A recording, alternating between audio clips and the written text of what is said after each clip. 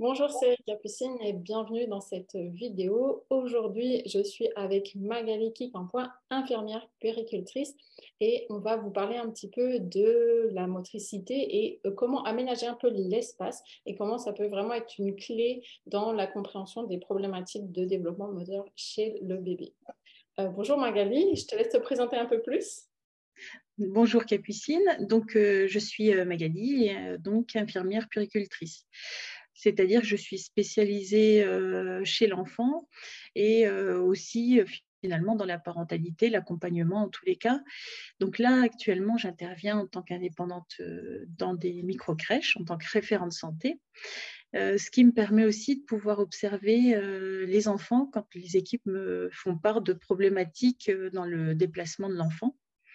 Donc là, récemment, je ne sais pas si je parle tout de suite de la Oui, situation. alors donc oui, voilà. Donc tu voulais nous parler d'une petite fille et donc qui avait des problèmes pour se retourner.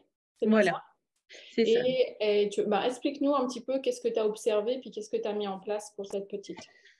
D'accord. Alors du coup, c'est une petite pour qui on faisait part de petites difficultés dans ses déplacements, donc à peu près 8 mois, 9 mois, et qui en fait reste à plat dos, mais voilà, ne cherche pas du tout à se retourner et se contente d'attraper les objets qui sont autour d'elle et qui finalement manifeste aussi pas mal de pleurs.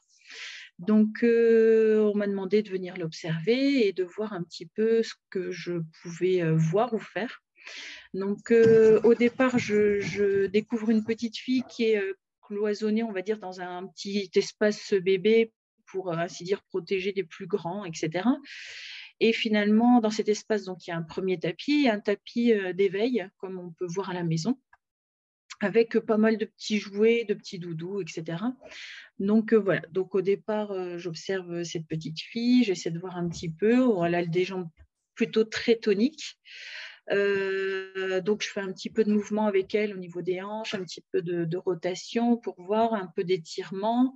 Et là, je me rends compte que, en fait, même en voulant faire un petit peu de bascule du bassin, elle verrouille un petit peu le haut par protection, par peur.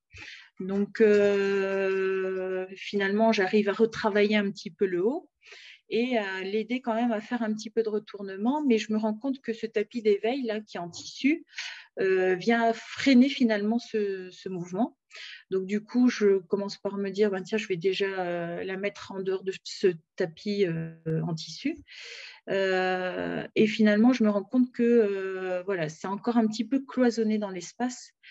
Et j'ai fini par tout bouger, mettre dans un coin, vraiment lui libérer l'espace. Et j'ai continué à travailler tout ça avec elle. Et finalement, au fur et à mesure, je l'ai laissée, je me suis mise un peu en retrait. Puis finalement, elle a commencé à vouloir commencer à faire des retournements et elle a su faire du dos-ventre. Et donc, voilà. Et finalement, en très peu de temps. Oui. Du coup, c'était un tapis. Est-ce que tu avais aussi l'arche au-dessus? Oui, c'est ça. Il y avait l'arche au-dessus.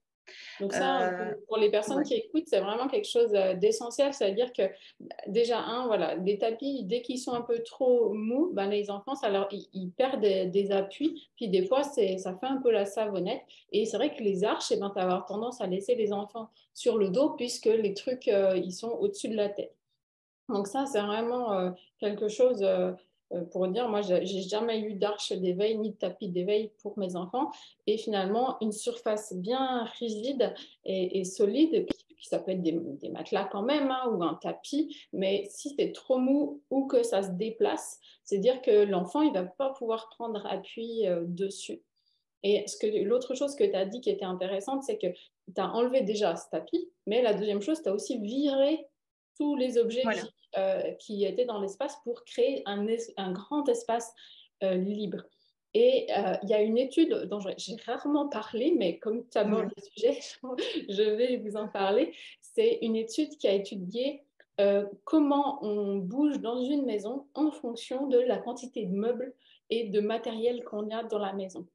Et ils ont montré qu'effectivement, plus la maison est encombrée et moins les enfants ils bougent dans la maison. Donc ça, c'est vraiment pour moi un conseil qui devrait être donné à tout le monde, c'est-à-dire que quand on a des petits enfants qui arrivent dans une maison, on devrait virer certains meubles, Ouais. créer de l'espace, créer des grands espaces dans la maison pour qu'ils puissent exprimer leur motricité et que finalement, on les handicape, on les contraint parce qu'il y a trop de meubles dans la maison. Chez moi, j'ai un grand tapis et sur le tapis, il n'y a rien en fait. C'est vraiment un espace où même nous, adultes, tu vois, on va venir Mm. faire des exercices, des jeux, des étirements. Aujourd'hui, mes enfants, ils sont plus grands, mais petits, ben, c'était un espace où ils pouvaient exprimer leur motricité et c'est exactement ce que tu as fait avec Ouais. cette. Et finalement, c'est vrai qu'elle avait fait tout de suite pas mal de progrès.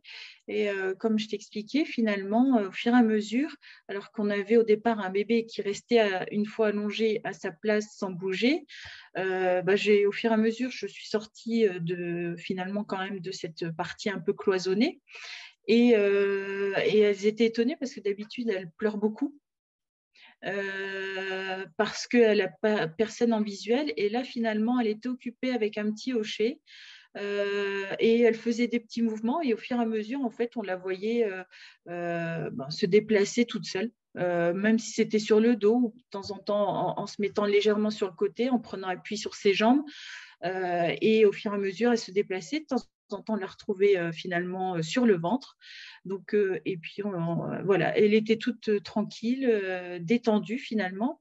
Et voilà, donc ensuite, c'est ce que l'intérêt de mon intervention, c'est aussi d'apporter des conseils auprès des équipes. Donc, je leur ai conseillé surtout pour tout ce qui est tapis, tissu, c'est valable pour des tout petits de 3 4 mois parce que pour l'instant, voilà. Mais à partir d'un Encore peu, certain âge, hein. Moi, je n'en mettrai pas non plus, et hein, encore, voilà. Mais en tous les cas, de le supprimer à partir d'un certain moment parce que les enfants, ils ont besoin finalement de pouvoir se libérer dans leurs mouvements. Et puis, et donc voilà. Donc, reste à voir comment ça évolue. Et du coup, tu l'as Voilà. sorti de la zone des bébés aussi. Non, du coup, je l'ai laissé dans la zone des bébés parce que, bon, après, voilà, c'est vrai que c'est toujours un peu particulier dans les crèches, puisqu'il y a des crèches qui aiment par sécurité avoir quand même un petit cloisonnement, puis d'autres qui laissent vraiment libre. Ça va dépendre parce que parfois, s'il y a beaucoup de grands, etc., c'est toujours un petit peu difficile d'être en vigilance puis là, c'était le moment des réveils, du goûter. Donc voilà, mais donc après, soit j'arrive à accompagner les structures pour dire de cloisonner le moins possible, mais voilà, après, je peux comprendre qu'elles aient besoin quand même de ce Mais voilà, cloisonnement. l'idée, c'était vraiment créer de l'espace et avoir des Voilà, espaces bien durs. Donc, ben, merci voilà. pour ton retour. Et puis, donc, si les personnes veulent te retrouver, donc tu interviens en crèche en tant que Oui, référente santé. Et c'est puis, ça. tu vas commencer les consultations avec les bébés. Voilà, c'est ça. Voilà.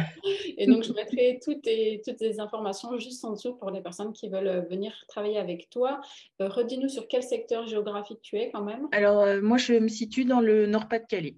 Voilà, Voilà. Nord-Pas-de-Calais, c'est avec Magali que vous allez Voilà. travailler.